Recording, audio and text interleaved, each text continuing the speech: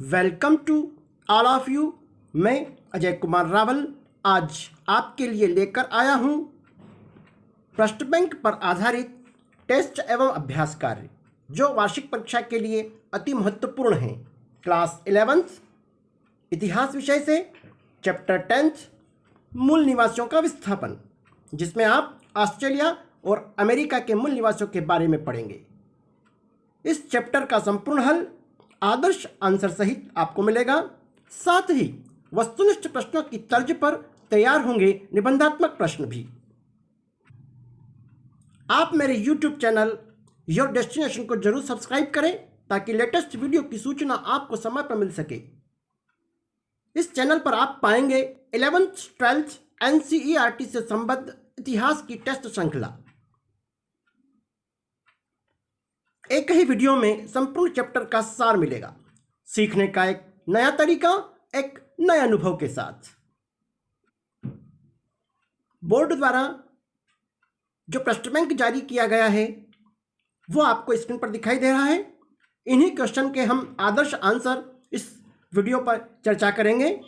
यह चैप्टर आपके लिए बहुत महत्वपूर्ण होने वाला है क्योंकि 12 अंक आवंटित किए गए हैं इस चैप्टर के लिए। 1 अंक के 3 क्वेश्चन आएंगे, 2 अंक का 1, 3 अंक का 1, 4 अंक का 1। इस प्रकार 12 नंबर का यह चैप्टर है आपका। तो शुरू करते हैं। चैप्टर 10th मूल निवासियों का विस्थापन। पहला प्रश्न है आपका, चिरोकी का क्या अर्थ है? तो चिरोकी जीप को कहा जाता है ना। अब आपको यह पता होना चाहिए कि चिरोकी है क्या। यह अमेरिका के मूल निवासियों के एक कबीले का नाम है, जो एक जनजाति है। उस जनजाति को चिरोकी नाम से जाना जाता है और यह संयुक्त राज्य अमेरिका के जॉर्जिया में रहते हैं, है ना। इस जाति के लोग कहाँ मिलते हैं? जॉर्जिया में। यूरोपियों ने मूल निवासियों के नाम ऐसी चीजों पर रखे थे जो उनसे कोई संबंध नहीं रखते थे, जैसे कि चिरोकी अर्थात उनको जीप कहा जाता था। डकोटा नाम के जो थे उनको हवाई जहाज कहा जाता था। पोंटियाक जिनको कार के नाम से संबोधित किया जाता था, और मोहाक उनको बाल कटाई, ये इन्होंने उपनाम दिए थे, है ना, जो उनके मूल निवासियों से कोई संबंध नहीं था। अच्छा प्रश्न है। अगला क्वेश्चन है आपका, अमेरिका में यूरोपीय लोगों के लिए कौन सा शब्द इस्तेमाल किया जाता था? Native, settler, Cherokee, Hopi. तो इसका राइट आंसर सेटलर है। अब यहां पर आपको जितने भी बिंदु दे रखे हैं, विकल्प दे रखे हैं, इनका भी अर्थ बता रखा है। आप जरूर इनको भी नोट करें, कहीं ना कहीं ये भी क्वेश्चन बन के वस्तुनिष्ठ बनकर आपके एग्जाम में पूछे जा सकते हैं। तो अमेरिका में यूरोपीय लोगों के लिए जो शब्द इस्तेमाल किया जाता था उसे सेटलर कहा जाता था। याद रखिएगा, यूरोपियों के लिए कौन सा शब्द इस्तेमाल किया जाता था? सेटलर, जिसका अर्थ होता है आबादकार। सेटलर शब्द दक्षिण अफ्रीका में डचों के लिए, आयरलैंड, न्यूजीलैंड और ऑस्ट्रेलिया में अंग्रेजों के लिए इस्तेमाल किया जाता था। ओके, तो ये क्या है? सेटलर अर्थात आबादकार। एक और विकल्प दे रखा था आपको, नेटिव। ऐसा व्यक्ति जो अपने मौजूदा निवास स्थान में ही पैदा हुआ उसे नेटिव कहा जाता है, या मूल निवासी भी कह सकते हैं हम। एक शब्द में यदि हम लिखेंगे इसको नेटिव तो उसको मूल निवासी भी कहा जा सकता है। एक और ऑप्शन आपको दे रखा था, होपी। तो होपी कैलिफोर्निया के निकट रहने वाले आदिवासी को कहा जाता है ना। होपी भी एक प्रकार की जनजाति का नाम है। और चिरोकी अभी हम चर्चा कर चुके हैं, अमेरिका के मूल निवासियों के जो कबीले का नाम चिरोकी है, वहाँ के जो जनजाति के जो लोग थे उनको चिरोकी कहा जाता था, और यूरोपी उनको जिप नाम से संबोधित करते थे। अगला क्वेश्चन है आपका, सही जोड़ी। एबारिजिनीज। एबारिजिनीज है आपका ऑस्ट्रेलिया का आदि मानव। याद रखिएगा, ऑस्ट्रेलिया के आदि मानव को किस नाम से पुकारा जाता है? तो एबारिजिनीज, याद रखिएगा। कैनबरा क्या है? सभा स्थल है। आप सब जानते हैं ऑस्ट्रेलिया की राजधानी भी है कैनबरा, और कैनबरा का शाब्दिक अर्थ होता है सभा स्थल। James captain cook. तो जेम्स कैप्टन कुक ने ऑस्ट्रेलिया की खोज की थी, है ना। ऑस्ट्रेलिया की खोज किसने की? तो जेम्स कैप्टन कुक ने की थी 1770 ईस्वी में। याद रखिएगा। टेरान यूलियस। टेरान यूलियस क्या है? यह जो किसी का नहीं, है ना। ऑस्ट्रेलिया की जो भूमि थी यह माना जाता है कि यह भूमि किसी की नहीं है, तो उसको क्या नाम दिया गया था? टेरा न्यूलियस, अर्थात जो किसी का नहीं। ओके। कनाडा। कनाडा का अर्थ होता है गांव, और इसी गांव का ही समूह मिलाकर कनाडा देश बना है। ओके, तो ये था आपकी सही जोड़ी। फीडबैक में आप देख पा रहे हैं, आंसर भी अवलोकन कर लीजिएगा। होपी के निकट रहने वाले आदिवासी हैं, तो कैलिफोर्निया के निकट रहने वाले आदिवासी हैं, अभी जस्ट हमने चर्चा की। 1642 ईस्वी में टस्मान ने ऑस्ट्रेलिया में एक टापू का पता लगाया था, जिसे वर्तमान में किस नाम से जाना जाता है, तो तस्मानिया, है ना, टस्मानिया या तस्मानिया दोनों ही कह सकते हैं। ओके, तो यह जो टस्मान नाम का जो व्यक्ति था जिसने ऑस्ट्रेलिया में एक टापू का पता लगाया था, तो उसको उसी के नाम पर टस्मानिया या तस्मानिया कहा गया। ओके, ऑस्ट्रेलिया में राष्ट्रीय क्षमा याचना दिवस कब और क्यों मनाया जाता है, तो इसका आंसर आप लिख सकते हैं 1820 से 1970 ईस्वी के दशक के बीच गुम हो गए बच्चों से माफीनामा के तौर पर 26 मई 1999 ईस्वी को राष्ट्रीय क्षमा दिवस घोषित किया गया था, है ना। 26 मई 1999 ईस्वी को राष्ट्रीय क्षमा याचना दिवस घोषित किया गया था। ओके, तो यह ऑस्ट्रेलिया की सरकार ने माफी मांगी थी, है ना। 1820 से 1970 ईस्वी के जो बच्चे गुम हो गए थे, है ना, तो उनसे माफीनामा के रूप में क्षमा याचना दिवस घोषित किया गया था, जो 26 मई 1999 ईस्वी को था। इसके बारे में हम आगे और भी चर्चा करेंगे, विस्तृत चर्चा करेंगे। एक और क्वेश्चन इससे संबंधित, अगला क्वेश्चन है आपका, कॉलोनी या उपनिवेश किसे कहा जाता है, तो यूरोपीय प्रवासियों द्वारा अपने अधीन क्षेत्र में बसाई गई बस्तियों को कॉलोनी अर्थात उपनिवेश कहा जाता है। ओके, तो आप सब जानते हैं यूरोपीय प्रवासी जो अपने अधीन क्षेत्र में जाकर बस गए और उन्होंने अपना वहाँ पर एक अलग बस्ती बना ली, वो उपनिवेश कहलाया। आप भारत की भी तुलना कर सकते हैं, जैसे ब्रिटिश का साम्राज्य था हमारे भारतवर्ष में, तो ब्रिटेन ने यहाँ पर आकर इसको एकाधिकार में लिया, आर्थिक रूप से इसको अपने कब्जे में लिया, तो इंग्लैंड के लिए भारत क्या हुआ, एक उपनिवेश हुआ। ओके, नेक्स्ट क्वेश्चन है आपका, अमेरिका के रेड इंडियन कौन थे। अब अमेरिका के में रेड इंडियन कौन थे, तो आप लिख देंगे यूरोप से लोगों के आने से पहले, यूरोप से लोगों के आने से पहले जो लोग अमेरिका महाद्वीप के निवासी थे उनको रेड इंडियन या नेटिव इंडियन कहा जाता था, और ये स्वतंत्र रूप से रहते थे। ओके, यहां पर आपको एक महत्वपूर्ण बात भी पता होना चाहिए। आप सब जानते हैं अमेरिका की जो खोज की थी 1492 ईस्वी में कोलंबस ने की थी। ओके, अब कोलंबस निकला था भारत की खोज के लिए, है ना, भारत के खोज के लिए निकला था, भारत के बारे में उसने काफी कुछ सुन रखा था, तो वह भारत नहीं पहुंचते हुए नई दुनिया पहुंच गया था। बाद में उसका नाम अमेरिका रखा, है ना, वो एक नई दुनिया उसको दिखी तो उसने नाम क्या दिया था, कोलंबस ने नई दुनिया नाम दिया, और बाद में उसी देश का नाम या उस द्वीप का नाम अमेरिका पड़ा। अब वहाँ के जो लोग थे वो काफ़ी गोरे चिट्टे लोग थे, तो उनको देखकर उसने रेड इंडियन नाम दिया था, क्योंकि वो आया था भारत की खोज में, तो उसको यही लगा कि शायद ये भारत के ही लोग होंगे, तो उनको रेड इंडियन नाम से संबोधित किया था। ओके, तो अमेरिका के जो मूल निवासी थे, है ना, उनको रेड इंडियन कहा जाता है। ओके, अब आपके 3 और 4 अंक के क्वेश्चन शुरू हो रहे हैं, जो आपको प्रश्न बैंक में दे रखे हैं। जो प्रश्न बैंक में क्वेश्चन दे रखे हैं अधिकांशतः प्रश्न मिलते जुलते ही हैं, है ना, तो एक ही प्रश्न से आपके 2-2 प्रश्न का आंसर तैयार हो जाएगा, और आपको निर्देश दे रखे हैं एक से अधिक विकल्प या सभी विकल्प आपके सही हो सकते हैं। तो ध्यान रखिएगा, हम ये जो टेस्ट और अभ्यास कार्य कर रहे हैं ये वस्तुनिष्ठ प्रश्नों की तर्ज पर निबंधात्मक प्रश्न आपके तैयार हो रहे हैं। तो आप लिख सकते हैं, जो पहला क्वेश्चन है आपका, उत्तरी अमेरिका के मूल निवासियों की मुख्य विशेषताएं कौन कौन सी थी, है ना, उत्तरी अमेरिका के मूल निवासियों की विशेषताएं, या उत्तरी अमेरिका के मूल निवासियों के संदर्भ में आप क्या जानते हैं, है ना, उत्तरी अमेरिका के मूल निवासियों के संदर्भ में आप क्या जानते हैं, उनके द्वारा यूरोपीय व्यापारियों के साथ कैसा रवैया अपनाया गया। रवैया से बोले व्यवहार, है ना, व्यापारियों के साथ, यूरोपीय व्यापारियों के साथ उन्होंने कैसा व्यवहार किया, है ना। तो ये दोनों प्रश्नों का आंसर लगभग आप इन्हीं बिंदुओं के माध्यम से कर सकते हैं। विशेषताओं में आप लिख देंगे, ये लोग सामान्यतः मछली और मांस का सेवन करते हैं, है ना, ये लोग सब्जियां तथा मकई भी उगाते हैं, लेकिन इन्होंने बड़े पैमाने पर खेती करने की कोई कोशिश ही नहीं की, क्योंकि ये लोग प्रायः मांस की खोज में लंबी यात्राओं पर निकल जाते थे, है ना, खेती बहुत ही कम करते थे, आवश्यकता अनुरूप ही खेती की जाती थी, और मांस का सेवन करते थे। ये सामान्यतः जो भैंसे होते थे, है ना, भैंसों का शिकार करते थे और उनका मांस का उपयोग करते थे। ये लोग 100 से अधिक भाषाएं बोलते थे, है ना, यानी कि अलग अलग कबीले की अलग अलग भाषाएं होती थी। ये लोग शिकार, मछली पकड़ना, संग्रहण, बागवानी, खेतों में जो भी संभव होता था वह सब आजमाते हुए अपनी जीविका अर्जित करते थे। मतलब कोई निश्चित नियम नहीं था कि खेतों में यही उगाना है, जो कुछ भी संभव होता था समय अनुसार वो सब उगा लेते थे और अपना जीविका चलाते थे।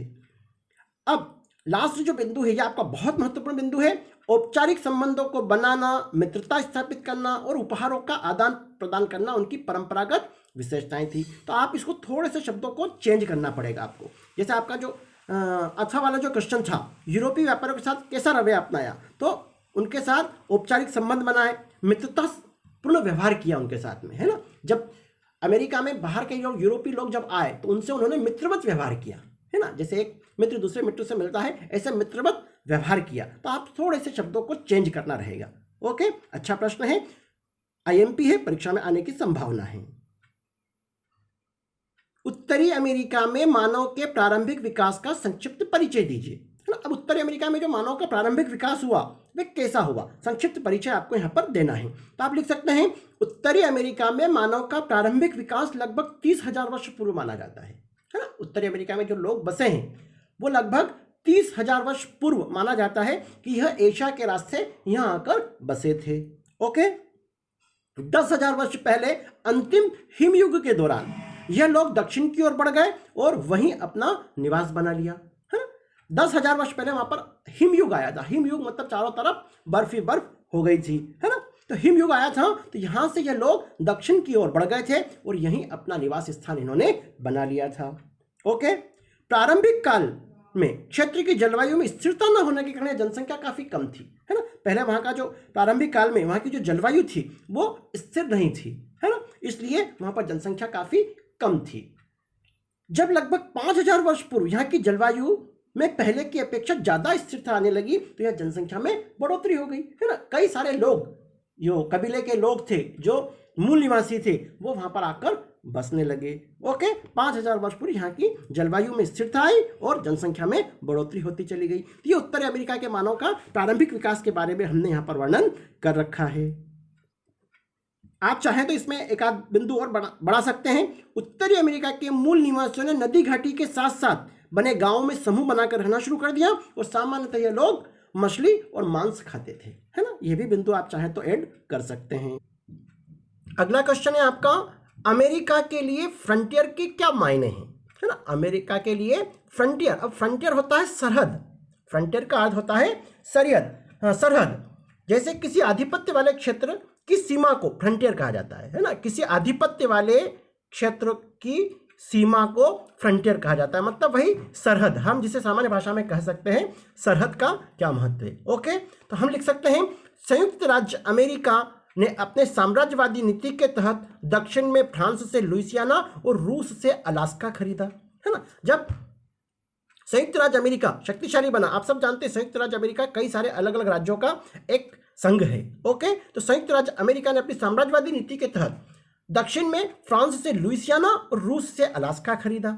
ओके, भूक्षेत्र खरीदने के साथ साथ संयुक्त राज्य अमेरिका ने भूक्षेत्रों को विजित करके भी अपना विस्तार किया। जो उसके आसपास के जो भूक्षेत्र थे उनको भी विजित करके, जीत कर, उन पर कब्जा करके अपना विस्तार किया। इस दौरान भूक्षेत्रों को खरीदते एवं बेचते समय वहां के मूल निवासियों से सहमति लेने की आवश्यकता भी नहीं समझी गई। आप सब जानते हैं जो उत्तरी अमेरिका और दक्षिण अमेरिका में अलग अलग द्वीपों पर वहां के मूल निवासी रहते थे, है ना, जो सामान्य जीवन से अलग जीवन जीते थे। तो जो भूक्षेत्र खरीदने और बेचने वाले जो अमेरिकी वासी थे, उन्होंने उन मूल निवासियों से सहमति लेने की भी आवश्यकता नहीं समझी। परिणामतः संयुक्त राज्य अमेरिका के पश्चिमी सीमा अथवा सरहद खिसकती रही। जो संयुक्त राज्य अमेरिका का पश्चिमी सीमा थी, वो सरहद जहां पर मूल निवासी रहते थे, है ना, तो उनको पीछे खिसकाया जाता था और इनकी सरहद बढ़ती चली जाती थी। ओके, जैसे जैसे ये सीमा खिसकती जाती थी वैसे वैसे वहां के मूल निवासी को भी पीछे खिसकने के लिए बाध्य किया जाता था, है ना। जहां जहां पर ऐसा लगता था, क्योंकि जहां ये मूल निवासी रहते थे वहां पर कई प्रकार की खदानें और ये भी थी, है ना, जहां पर हीरे और आपके सोने की खदानें भी ऐसा मिली है, तो उसके पाने के लिए मूल निवासियों को पीछे खिसकाना इन्होंने शुरू कर दिया। ओके, और जैसे जैसे वो कब्जा करते गए उनकी सरहदें बढ़ती चली गई या इनका फ्रंटियर बढ़ता चला गया। तो ये अमेरिका के लिए फ्रंटियर के मायने हैं। ओके, अच्छा प्रश्न है, महत्वपूर्ण है। उपहारों के आदान प्रदान को लेकर यूरोपीय और उत्तर अमेरिका के मूल निवासियों के दृष्टिकोण में क्या अंतर था? या तो ये प्रश्न यह आएगा, या 17वीं शताब्दी में यूरोपीय व्यापारियों के साथ उत्तरी अमेरिका के निवासियों ने कैसा व्यवहार किया। यह प्रश्न और उसके पहले जो हम अभी हल कर चुके हैं लगभग एक जैसे ही क्वेश्चन है। ओके, तो उत्तरी अमेरिका के मूल निवासी यूरोपीय लोगों के साथ मित्रतापूर्ण व्यवहार रखते थे। कैसा व्यवहार रखते थे? यह मित्रतापूर्ण व्यवहार रखते थे। यूरोपीय लोगों का मुख्य उद्देश्य उत्तरी अमेरिका से व्यापार करके अधिक से अधिक लाभ प्राप्त करना था। अब यूरोपवासियों का क्या उद्देश्य था? कि ज्यादा से ज्यादा अमेरिका में व्यापार करें और अधिक से अधिक लाभ प्राप्त करें। पश्चिमी यूरोप में उत्तरी अमेरिका के रोएदार खाल की मांग काफी अधिक थी। यूरोपीय व्यापारियों की इस मांग को पूरा करने के लिए उत्तरी अमेरिका के मूल निवासियों को सैकड़ों उदबिलाओं का शिकार करना पड़ता था। एक प्रकार का जमीन में रहने वाला जानवर है यह उदबिलाव, है ना। इसका शिकार करना पड़ता था, जिससे वो बहुत दुखी होते थे क्योंकि उनको उदबिलाव का शिकार करने की आदत नहीं थी। किंतु यूरोपवासी उनको जबरदस्ती उन पर दबाव डालते थे और उसकी खाल के लिए उनको शिकार करने के लिए बाध्य करते थे। यूरोपीय व्यापारी उत्तर अमेरिका के लोगों को उनकी वस्तुओं के बदले कभी तो बहुत सारा सामान दे देते थे और कभी बहुत ही कम सामान देते थे। यूरोपीय लोगों के इस लालच को देखकर मूल निवासी बहुत दुखी होते थे, क्योंकि आपको पता है जो आदिवासी लोग या मूल निवासी जो लोग होते थे वो जंगलों में रहते थे, तो वो ज़्यादा समझते भी नहीं थे और यूरोपीय व्यापारी अपने उद्देश्य को पूरा कर लेते थे। अच्छा प्रश्न है, किसी भी प्रकार से प्रश्न आए तो आप ये आंसर लिख सकते हैं। चिरोकी कबीलों की जमीन पर कब्जा करने वालों ने क्या तर्क दिए? अभी हम जस्ट चर्चा कर चुके हैं। चिरोकी जो कबीला है यह अमेरिका का है, अमेरिका के क्षेत्र में, जॉर्जिया क्षेत्र में पाए जाते हैं। तो अब इनकी जो जमीनें हड़प रहे थे जो अमेरिकी लोग, है ना, व्यवसायी लोग, तो उन्होंने क्या तर्क दिए थे? ये तर्क आपको यहाँ पर लिखना है। पहली पंक्ति आप प्रश्न के आधार पर लिख सकते हैं। चिरोकी कबीलों की जमीन पर कब्जा करने वालों ने निम्नलिखित तर्क दिए। आप बिंदु बना सकते हैं। अमेरिका का तर्क था कि मूल निवासी असभ्य और आलसी है। अमेरिकियों ने क्या तर्क दिया? जो भूमि पर कब्जा करना चाहते थे उन्होंने तर्क दिया कि मूल निवासी असभ्य और आलसी है, असभ्य है, इनको जीने की कला नहीं याद है और यह कोई काम नहीं करना चाहते हैं। ओके, दूसरा बिंदु आप बना सकते हैं। इन्हें उत्पादन करने में अपने शिल्प कौशल का प्रयोग करना नहीं आता। मतलब इतनी ज्यादा भूमि यहाँ पर है लेकिन इनको शिल्प कौशल का प्रयोग करना नहीं आता। इसमें कैसे खेती की जाती है या कैसे उत्पादन किया जाता है इसका भी ज्ञान नहीं है।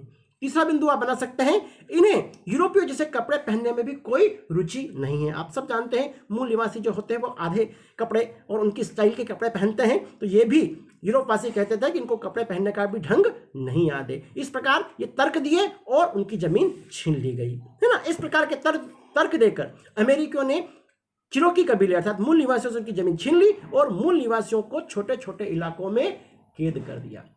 अभी हमने फ्रंटियर के मायने पढ़े ही हैं, तो इनको पीछे धकेलते चले गए और अमेरिका की सीमा लगातार बढ़ती चली गई। इसको हम रिजर्वेशन भी कहते हैं। एक प्रश्न आएगा अलग से आपका, है ना, तो आप लिख सकते हैं उसमें मूल निवासियों की जमीन छीन ली और मूल निवासियों को छोटे छोटे इलाकों में कैद कर दिया गया, जिसे रिजर्वेशन कहा जाता है। यह भी माना कि कभी आ जाए तो आप लिख सकते हैं।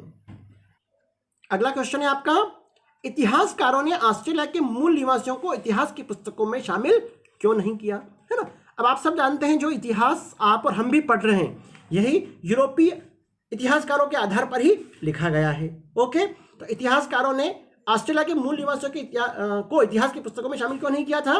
तो क्योंकि ऑस्ट्रेलिया के मूल निवासी ने कैप्टन कुक की हत्या कर दी थी। अभी हम पढ़ चुके हैं इसके पहले, ऑस्ट्रेलिया की खोज किसने की थी? कैप्टन कुक नहीं की थी, है ना, जेम्स कैप्टन कुक ने की थी। ओके, तो इसी की हत्या कर दी थी। वहां के जो आदिवासी थे वो ज्यादा परेशान हो गए थे, तो उन्होंने इस कैप्टन जेम्स कुक की हत्या कर दी थी। इस कारण अंग्रेज लोग नाराज हो गए थे। एक कारण तो यह रहा, इस कारण उनको इतिहास की पुस्तकों में शामिल नहीं किया गया। दूसरा बिंदु आप लिख सकते हैं, ऑस्ट्रेलिया की आबादी काफी दूर दूर तक फैली हुई थी। यहाँ के अधिकांश शहर समुद्र तट के साथ बसे हुए थे। यूरोपीय आबादकार द्वारा मूल निवासियों को वहां से निकालने की कोशिश की गई, तो दोनों पक्षों के मध्य तनावपूर्ण संबंध हो गए। इस कारण इतिहासकारों ने पुस्तकों में उनको शामिल नहीं किया गया। दूसरा बिंदु बना सकते हैं। तीसरा, प्रारंभ में इंग्लैंड से अपराधी लोगों को सजा भोगने के लिए ऑस्ट्रेलिया भेजा जाता था, है ना। इंग्लैंड में जो भी अपराधी लोग होते थे उनको सजा भोगने के लिए ऑस्ट्रेलिया भेजा जाता था। यह अपराधी प्रवृत्ति के लोग मूल निवासियों को बहुत परेशान करते थे। निश्चित ही जो अपराधी प्रवृत्ति का लोग होंगे वो दूसरों को भी परेशान करेंगे। तो ये अपराधी प्रवृत्ति के लोग उनको भी परेशान करते थे मूल निवासियों को, तो ये भी एक तनाव का कारण बना। प्रारंभ में ऑस्ट्रेलिया के मूल निवासी और अंग्रेजों के संबंध मधुर थे। प्रारंभ में जब जैसे यूरोपीय अमेरिका में भी गए तो उनका भी स्वागत किया गया था, और ऑस्ट्रेलिया में भी गए तो उनका भी स्वागत किया गया था। मधुर संबंध थे, मित्रतापूर्ण संबंध थे उनके, किंतु लगातार मूल निवासियों का शोषण करते रहे, इसलिए संघर्ष की स्थिति बनने लगी। लगातार आप शोषण करेंगे तो मूल निवासी भी विरोध में खड़े हो जाएंगे। यहाँ भी ऐसी ही कंडीशन बनी, जो मूल निवासी थे उनका लगातार शोषण कर रहे थे यूरोपवासी, इसलिए संघर्ष की स्थिति बनी। और इस कारण इतिहास की पुस्तकों में ऑस्ट्रेलिया के मूल निवासियों को शामिल नहीं किया गया। अच्छा प्रश्न है, जरूर याद कर लीजिएगा। जब हम प्रश्न समाप्त करें तो प्रश्न के आधार पर ही आपको लास्ट में लिख देना है, उपरोक्त परिस्थितियों के कारण इतिहासकारों ने ऑस्ट्रेलिया के मूल निवासी को इतिहास की पुस्तकों में शामिल नहीं किया। अगला क्वेश्चन है आपका, यूरोप के लोगों ने अमेरिकी मूल निवासियों की भूमि के अतिक्रमण को क्यों उचित ठहराया, अथवा संयुक्त राज्य अमेरिका के मूल निवासियों का विस्थापन और दमन किस प्रकार हुआ, है ना, उनसे जमीन कैसे छीन ली गई, या तो इस प्रकार का प्रश्न आएगा, या यूरोप के लोगों ने अमेरिकी मूल निवासियों की भूमि के अतिक्रमण को क्यों उचित ठहराया, है ना, जो अभी हम पढ़ चुके हैं लगभग उसी से मिलता जुलता यह भी प्रश्न है। आप लिख सकते हैं, संयुक्त राज्य अमेरिका में जैसे जैसे यूरोपियों का हुआ वैसे वैसे वहां के मूल निवासी अपनी भूमि से बेदखल किए जाने लगे, है ना। जैसे जैसे विस्तार होता गया संयुक्त राज्य अमेरिका का, है ना, संयुक्त राज्य अमेरिका में यूरोपियों का, तो वैसे वैसे वहां के मूल निवासियों को अपनी भूमि से बेदखल कर दिया गया, उनसे भूमि छीन ली गई। यूरोपीय लोगों ने मूल निवासियों से भूमि की बिक्री के समझौते पर किसी भी प्रकार के हस्ताक्षर कराने के बाद उन्हें अपनी भूमि छोड़ने के लिए विवश कर दिया गया, है ना। किसी भी प्रकार से फर्जी हस्ताक्षर करवाकर उनसे भूमि छुड़वाने के लिए विवश कर दिया गया। संयुक्त राज्य अमेरिका के उच्चाधिकारी भी मूल निवासियों के प्रति सहानुभूति नहीं रखते थे। जो संयुक्त राज्य अमेरिका की उस समय जो सरकार रही थी, उनका भी मूल निवासियों के प्रति कोई सहानुभूति नहीं थी। वह मूल निवासियों को उनकी भूमि से बेदखल करना अनुचित नहीं मानते थे। Okay, America